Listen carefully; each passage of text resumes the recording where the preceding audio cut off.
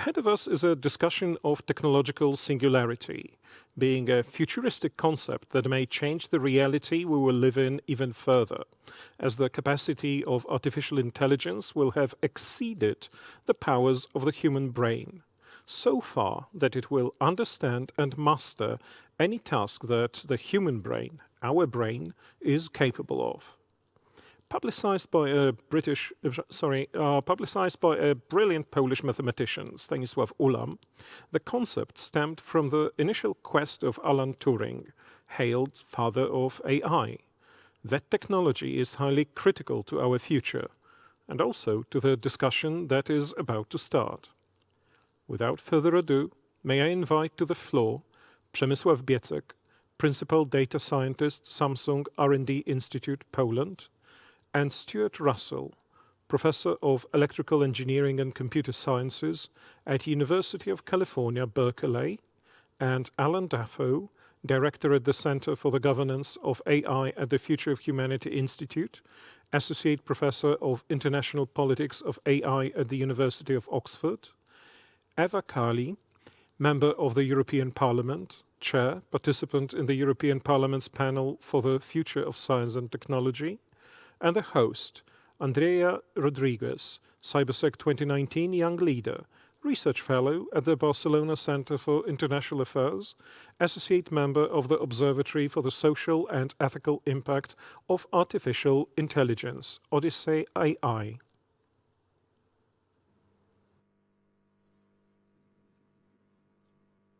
Hello, everyone. I don't know if you can hear me and see me well. Cheers from Spain. I'm very glad to moderate this panel. I think this is certainly one of the most important panels we're going to host today, because so far the conference has been about threats, about something that we can grasp right now, something that we really need to react on. But this panel in particular is going to tell us, what are we going to find in the future? How is this going to be like, and how to start preparing for that, if we have to prepare for that. And to answer that question, I have wonderful speakers next to me today. I have, as my colleague has just said, Stuart Russel from UC Berkeley, Allan Dafoe from Oxford, Eva Kaili from the European Parliament. And I'm so sorry if I cannot pronounce your name well, sir. Przemysław Biecek could be. Trying my best. Who's also here, who has just joined us. I think before starting that we need to clarify a couple of concepts. First of all, that the pool of actors, the pool of speakers that we have right now must be also taken into consideration, because it has different members from different professional fields that we are all going to speak about a topic that we have seen in the media or in popular science, which I think it's also very important to speak about. Whereas cyber threats do not really get the mainstream, singularity and artificial intelligence certainly does. We only need to go to HBO or Netflix and try to look at the catalog of science fiction to see what we are speaking about right now. But the most important thing, what we are going to tackle, is not something that came out from some director's mind, but rather a possibility of technological development as of now. Artificial intelligence is certainly one of the technologies that are actively disrupting how are we doing right now, in the sense of how our industry behave, or what are the possibilities for our economies, or what the new cyber threats are emerging, and so far and so on. Therefore, before, I don't want to delay the discussion for more than that, so I will start with the questions, because I think that we surely have a very interesting discussion today. So when we're speaking about singularity, about superintelligence, we're basically referring to the moment in which a machine learning algorithm will be able to universally overcome human rationality in performing tasks. Therefore, we're talking about something that is definitely going to behave as more intelligent than any human, or to all the humans put together. This is what we call more or less human level AI. But how feasible is this future? Can we really say that this is going to happen? And since I know your background, sir, I would like to invite Allan Dafoe to talk a little bit more about superintelligence, because of his organization, which is surely one of the organizations right now doing more work on this topic. Thank you. Happy to start us off. So I would begin by saying I think the concept of superintelligence and other sort of very extreme visions of what AI could become are useful for provoking the imagination and for confronting us with the challenges, or at least examples of challenges that humanity can confront. As you suggested, and as actually Stuart's recent book goes into detail discussing, when we think about machines that are much more intelligent than humans, we're confronted with these problems of control or of alignment. How can we design the AI so that they have the interests of humans as their primary objective, and not just the sort of interests as given by a human, but the interest that a human would, upon reflection or upon them being wiser and more intelligent, would in fact want. Now, I'm setting this up the way I did because I think sometimes when we focus on this idea of superintelligence or on human level AI, one, it can alienate researchers who are in the mainstream, who find it to be fanciful or too far off. But two, we might misperceive the versions of the challenges that come from AI that are here with us today or will be with us soon. And these are sort of more continuous challenges. They're less like an agent that's much more intelligent than us. If we think about the challenge of building a piece of software to manage our social media and how we can balance the competing interests of users, of the company, but also avoid unintended side effects like perhaps polarization or addiction or increase in anxiety in young women and all these other potential consequences that we're seeing. This already reveals the challenges of a sort of control and alignment of our AI systems. So I will stop there.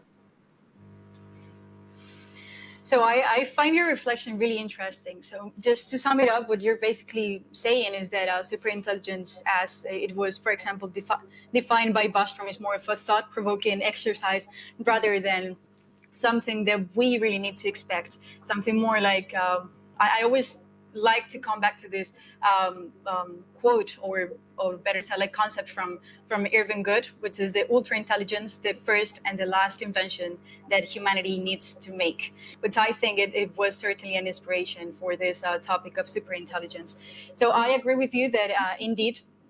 Superintelligence is more of a reach of a level, basically, of what like technological capabilities can become. So to that extent, I would like to invite Stuart Russel to the debate, because I think, as you have like previously mentioned, that he has like certainly another perspective on this topic and something that would enrich the debate. Thank you, Andrea. So I quite appreciate Allan's reticence in discussing the issue of superintelligence, because as he points out, a lot of people working in AI today find that progress is slow and difficult. They are also actually finding that many of the breakthroughs that we thought we had achieved turn out to be, on closer inspection, not quite as amazing as people think. So, for example, we're discovering that a lot of the algorithms that turn out to, or at least claim to be superhuman at recognizing objects, dogs, cats, buses, oranges, and so on, turn out to be very good at doing that, even though they're not looking at the object at all. So they learn to recognize what is the color of the carpet on which Labrador dogs appear, and things like that. So this was a bit disappointing, and we, in our lab, we've shown various other kinds of failures. But my sense is that progress is really unstoppable. The amount of financial and intellectual resources going into AI is really unprecedented, and we are seeing real progress. But I would say we are not there yet, and we need, and we're not one step away. I think we're probably less than 10 steps away.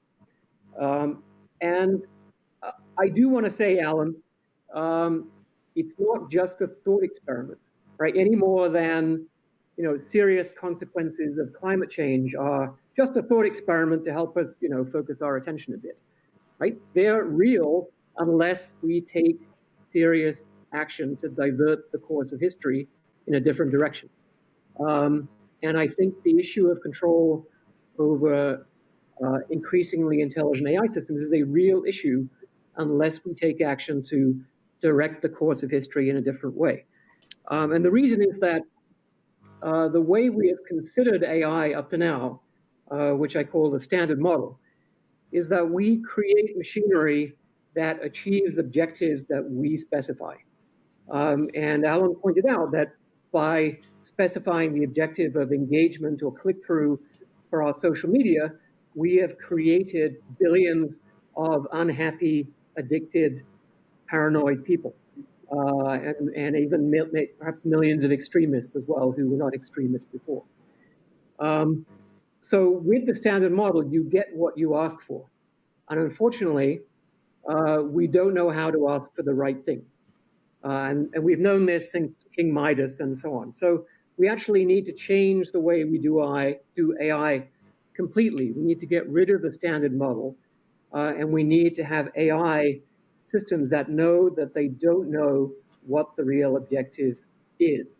That, as Allan said, that learn and try to estimate what humans would really want the future to be like if only we were able to think about it and were a bit wiser than we are. And that's a different kind of AI that we don't yet know how to build. Thank you very much. I really appreciate this last point. Indeed, when we think about artificial intelligence, we tend to think of the objectives and we tend to give it really humanistic values. But instead, as you have pointed out, to be able to create this like super intelligence, what we need is on the one hand, like the technique. How are we going to make it technically? How are we going to create it? Which algorithm are we going to use? And on the second hand, probably which is the most important, this notion of epistemic agency, right? There's the machine learning by itself, or rather deciding by itself what to do, like what to learn, how to learn in order to achieve what purpose. And probably these three notions are the most important, right? When we're speaking about this, because certainly we haven't achieved that degree yet. But I would like to continue this conversation probably from the technical side, because I agree that when we're speaking about alignment, we need to probably disguise two different types of alignment. The societal alignment, with values are we going to put into these systems, and the technical alignment. How are we going to codify these values in order to make them learnable for a machine?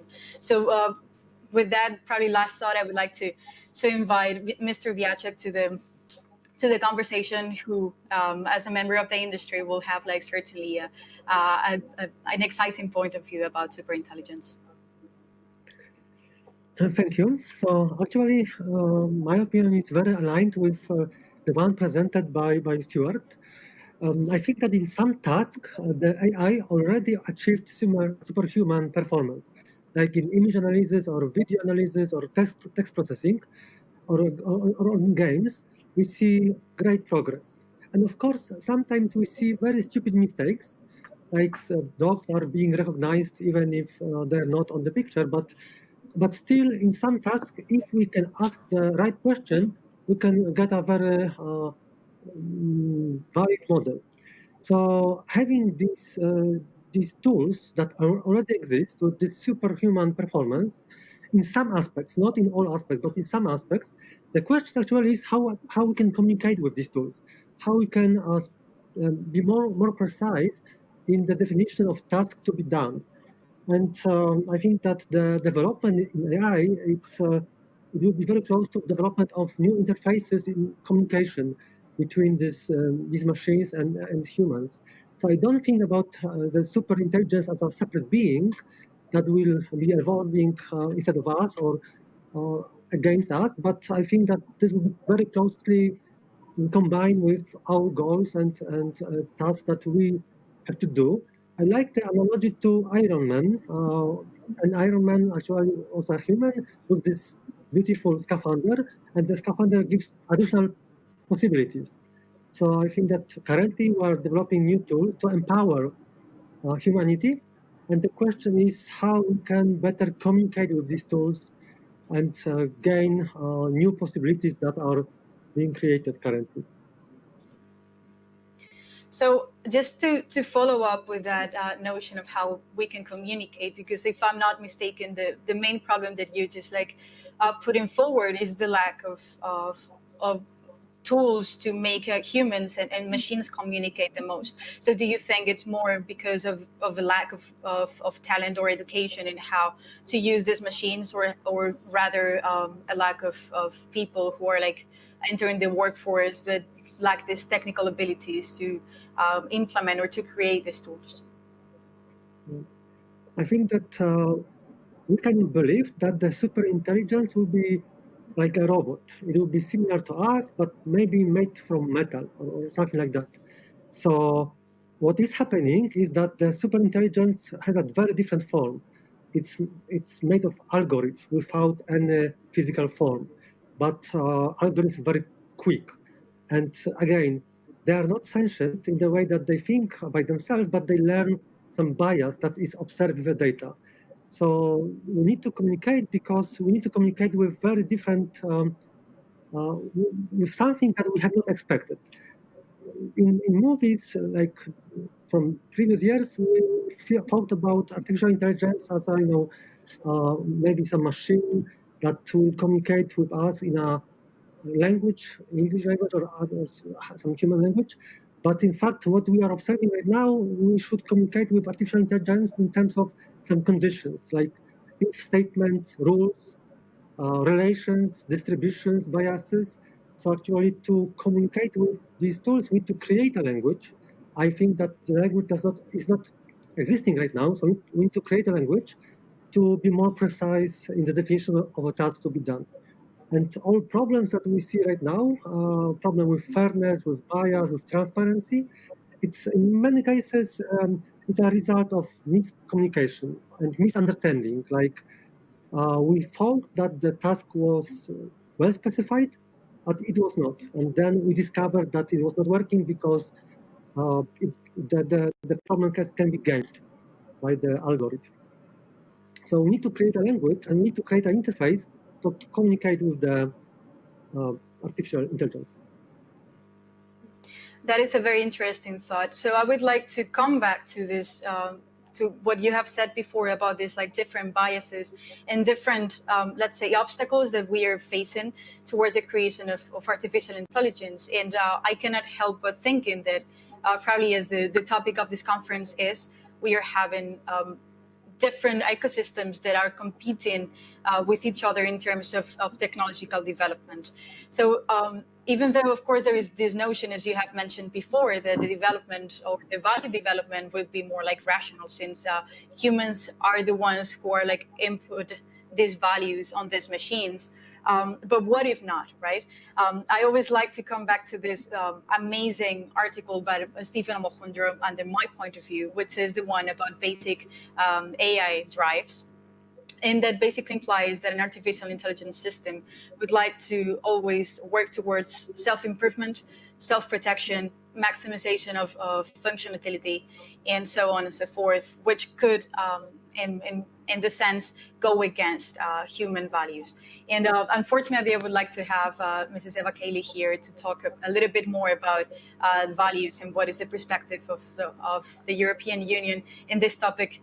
But as far as I know, she will not be able to join us today, and I really hope that she will in the future. So just getting this value and this alignment task, because I think that most of the other problems, we're more or less dealing with them, like bias and and transparency in the algorithms. But the problem of alignment is a more long-term problem. So how do you see it, for example, like Allan Dafoe? Because I know that you have been working on this topic for a long time.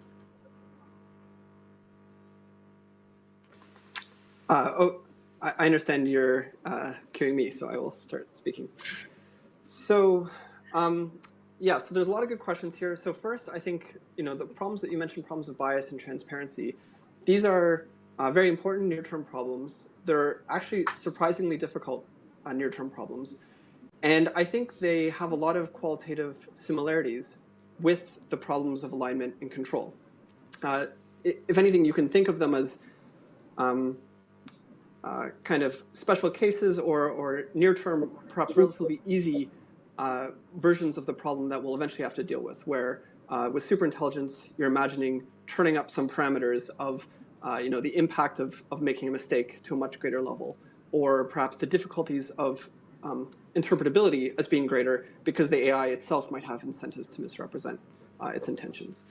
But I do want to emphasize that these problems that are with us today, I don't think they're actually easy. I think they're fairly challenging, and they again invoke many of these same challenges. So again, when thinking about bias, we have to ask ourselves as a society, what are the metrics of bias that we want to minimize? Right? There's many different ways you can operationalize bias, and as a society, we haven't yet had that conversation to sufficient maturity and extent that we can turn that into a metric to minimize.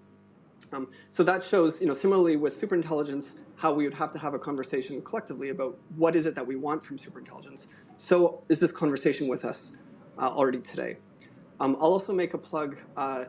The concept of the necessity to communicate with AI was raised, and we actually have a workshop at NeurIPS, which is one of the leading machine learning workshops on this idea of cooperative AI. And so here, you can think of it as a complement to AI safety, where AI safety or alignment is trying to figure out, trying to solve the problem of how our AI systems will behave in a safe and intended way for a given human principle. Cooperative AI is trying to solve the problem of how two principles, be they humans or AIs or other things like corporations, can cooperate effectively with each other in a world with advanced AI systems. So these could be superintelligences cooperating with each other. They could be AIs cooperating with humans, or they could be systems and networks of humans and AIs that are needing to cooperate with each other.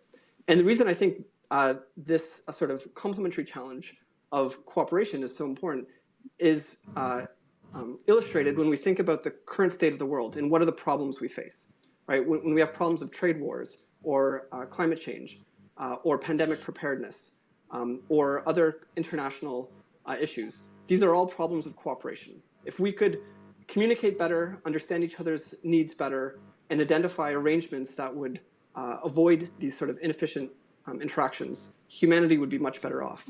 And so a hope is that perhaps one of the streams in which AI could advance would be helping humanity with these cooperation problems.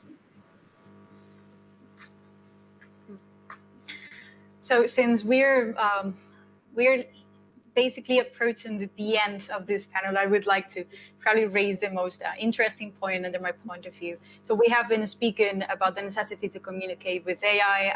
I really like this topic that you just brought up about this cooperation, this swarming, if I may call it this way, of different entities collaborating with each other in a future in which AI systems will be really advanced. This swarm of cooperation doesn't necessarily have to come from machine to machine, but it can also include the human factor, which indeed will solve many of the problems that we are facing right now in artificial intelligence, such as maintaining a human always in the loop. But I also would like to come back to this idea that you've just mentioned about a given principle, cooperating for a given principle. But what is this principle, all right? So I think that there's like many of this, we are seeing a lot of different, I would say, initiatives to basically input what is these principles, what are these values that we want these machines to have, like how are they going to align? And there is like two things that I think they're very important to bring up. First of all, the issue of, do you think that would it be possible to create Magna Carta, for example, for AI systems, a universal constitution, as someone has said before, I mentioned Alejandro, or if just collaborating humanly towards this end is impossible as of now. And maybe Mr. Russel would like to answer this question. Sure, yeah. So actually, let me go back to what Steve Alejandro is saying. So he's saying that if an AI system is pursuing a given objective that it knows, then automatically, as a consequence of that, it has an incentive to, for example, preserve its own existence, to defend itself against any interference in the pursuit of that objective. And it also will want to acquire resources and so on and so forth. But that's on the assumption that we design AI systems that pursue fixed known objectives. So he's saying if we do that, then we face disaster. Because as soon as we make a mistake in defining the objective, as soon as we have anything that is either incomplete or incorrect in the description of what we want the future to be like, then we are setting up a chess match between AI and humanity, because the AI is now in conflict with our true preferences about the future. So we have to build AI systems a different way. We have to have AI systems that view human preferences about the future as the primary directive, as it were, but know that they don't know what those preferences are.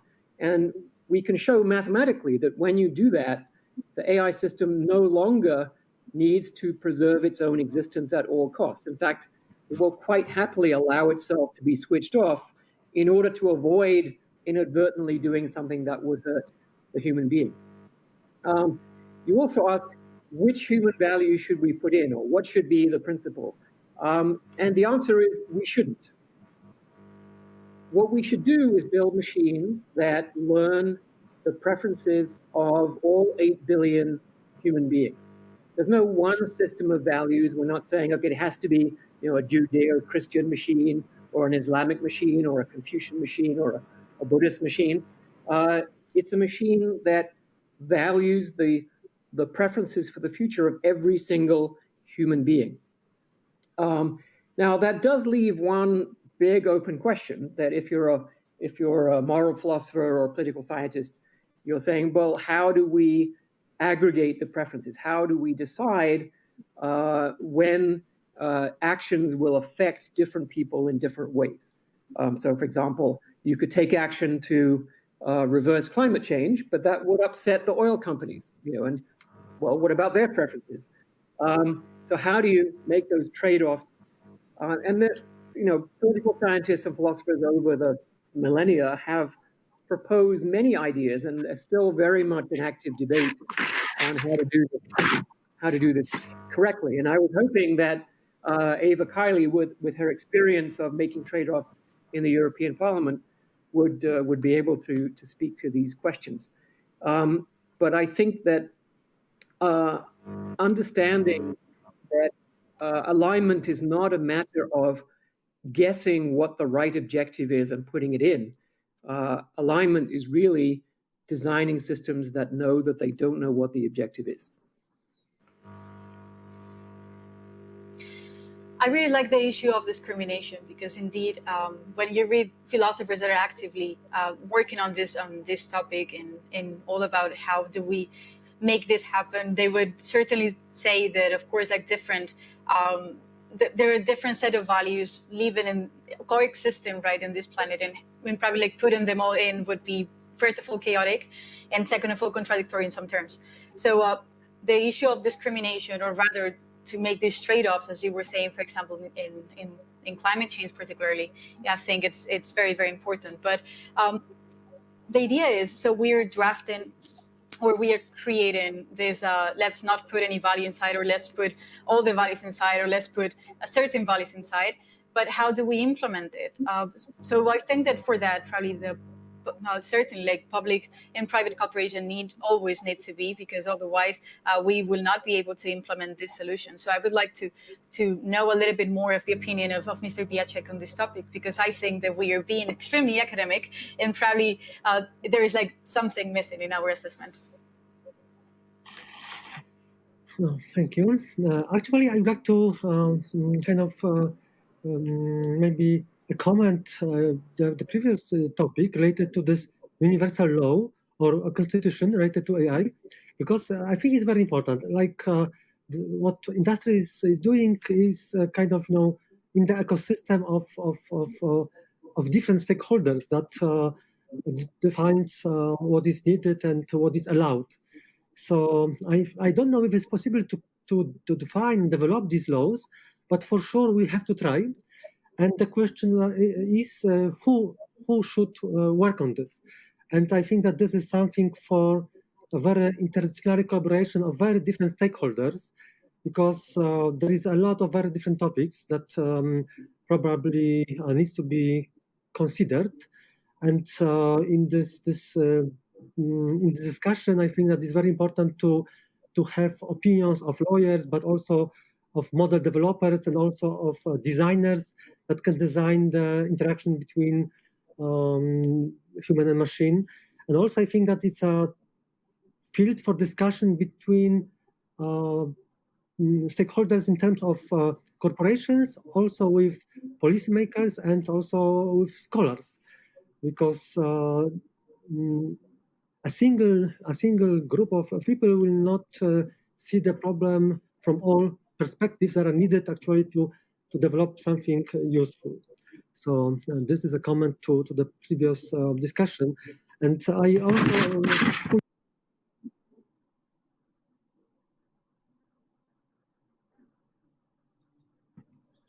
okay.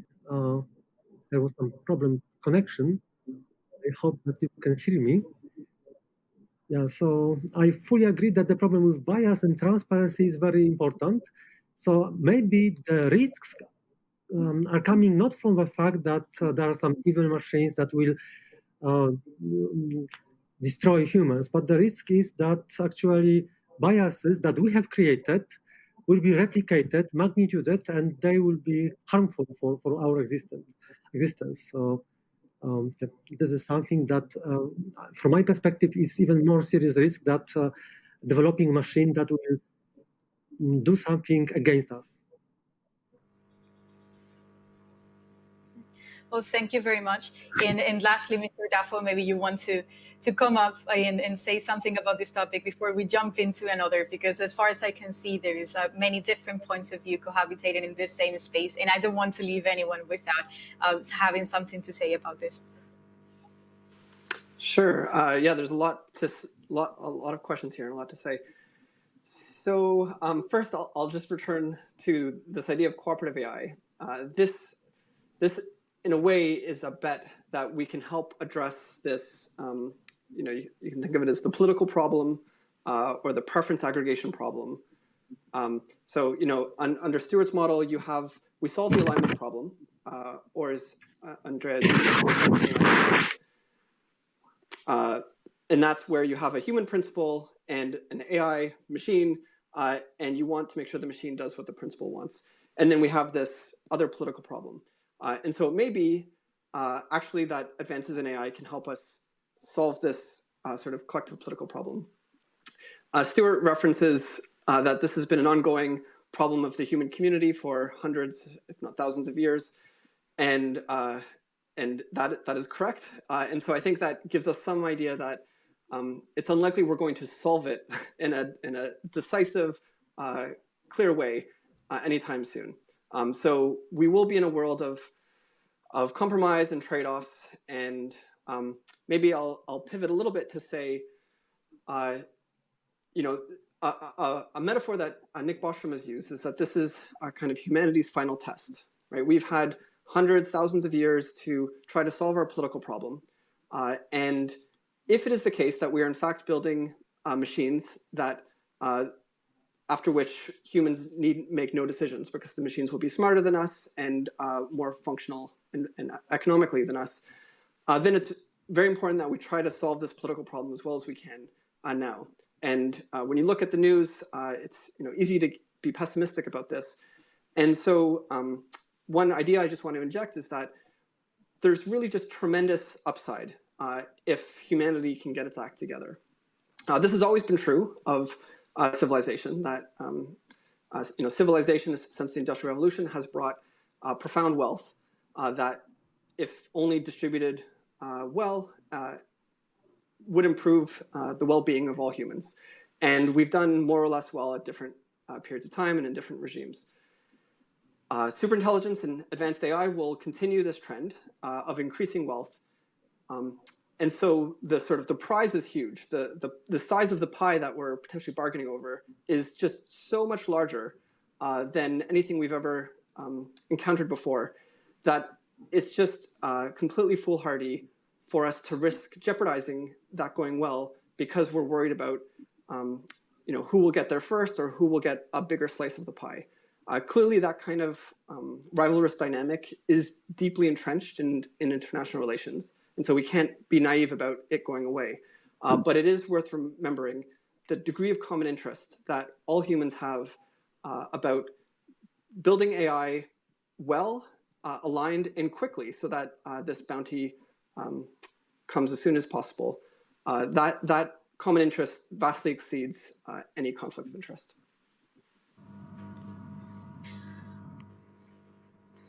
So we want to build an artificial intelligence that is like good and it's aligned, and we want to do it quickly. That is certainly a very good message, and we cannot really think about this debate, of course, without bringing the issue of international relations, which is something that I was actively trying to avoid, since the nature of the participants in this debate is not like politically, let's say, like none of you has a political background or has been active in the issues of geopolitics. Therefore, I would leave this topic probably for other people. But indeed, what I can say about this specific issue is that as of now, there is a high degree of human collaboration in the creation of these AI systems. The academia publishes papers. People from all over the world read the papers of someone who has published this paper in the other corner. And so far, I would say that we're doing more or less good. But I cannot help but think that we are having a very optimistic note in this debate, which is that we're going to create something that is going to do good for us, and that is going to know how to, or help us how to solve these issues. But when you were speaking, Mr. Dafoe, about these political problems, I was thinking of, for example, climate change negationists. So an AI would tell us, hey, the problem is here. I'm just giving you like all this data, and this is what is going to happen. But if we have the human in the loop, of course, we need to trigger that solutions. And then, as we are seeing, as you were saying, the world right now is not in its best condition, certainly not the political sphere. We're having a lot of new movements that would deny this big existential threats, as for example, like some scholars would call climate change. So how can we create a system of cooperation that definitely it stays close to what is rational and what is true, in the sense of a common good or a common will, and that wouldn't really jeopardize artificial intelligence in the future? Because I think that human trends is something that is very volatile, but to some extent they are going to have an impact in future decisions, right?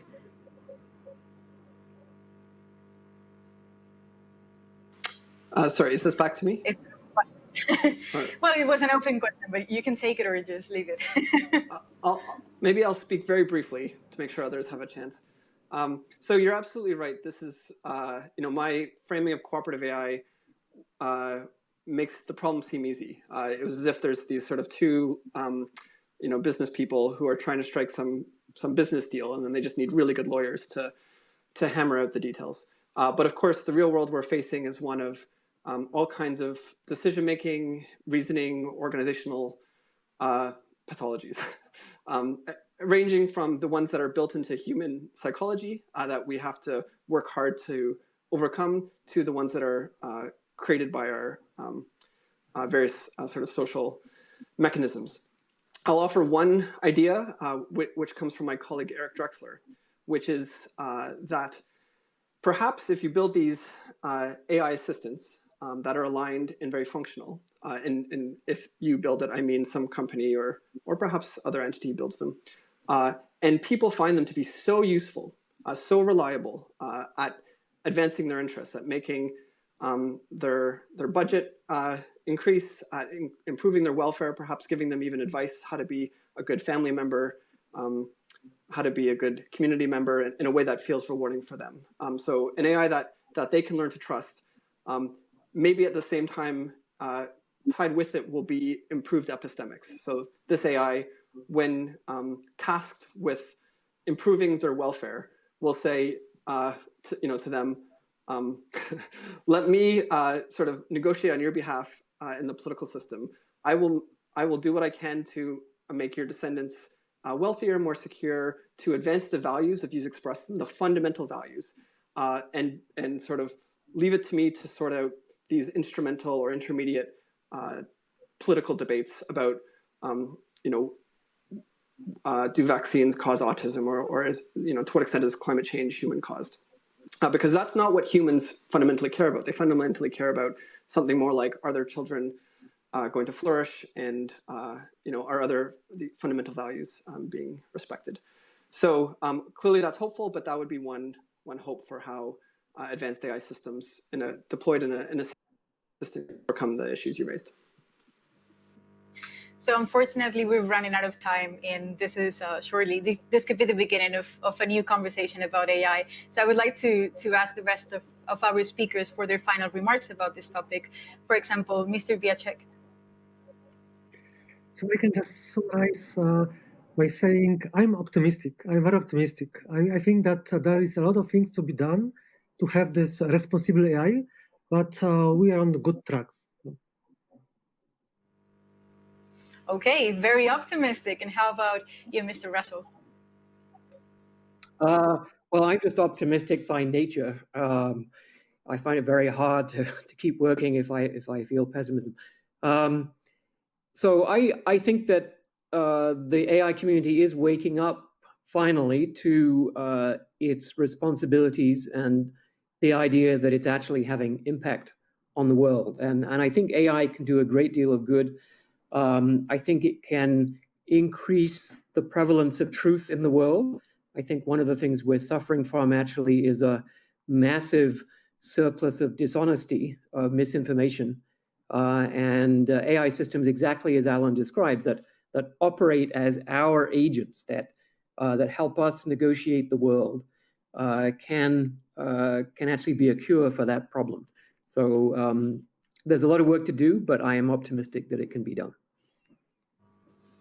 So thank you very much for the three of us for participating in this debate. Again, it would have been amazing to have Mrs. Kaili participating with us. But one just last remark, I think that this debate is one of the debates that should be appear more often. And I would like to leave with this idea that Mr. Russell said, that AI are going to become our agents, and it's on us how we make them work. So thank you very much, and see you again in a different Cybersec. Thank you, Andrea. Thank you very much for all that optimism.